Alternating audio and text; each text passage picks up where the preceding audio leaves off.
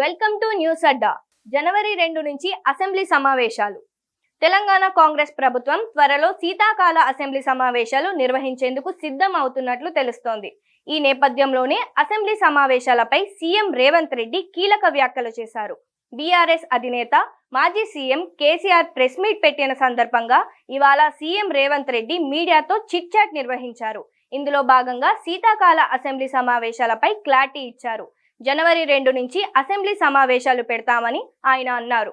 మాజీ సీఎం కేసీఆర్ సభకు హాజరవ్వాలి, సమస్యలపై చర్చిద్దామని సవాల్ చేశారు. కాగా అసెంబ్లీ సమావేశాలు 3 రోజుల పాటు నిర్వహించే అవకాశం ఉన్నట్లు తెలుస్తోంది. అసెంబ్లీ సమావేశాలపై సీఎం అధ్యక్షతన రేపు లేదా ఎల్లుండి అనధికార సమావేశం జరుగుతున్నట్లు తెలిసింది. సచివాలయంలో జరిగే ఈ సమావేశంలో అసెంబ్లీ సమావేశాల తేదీలు ప్రకటించడంతో పాటు ఎన్ని రోజులు నిర్వహించాలన్న అంశంపై కూడా స్పష్టత రానుంది. ఈ సమావేశాల్లో 7 ఆర్డినెన్సుల స్థానంలో బిల్లులు ప్రవేశపెట్టనున్నట్లు సమాచారం.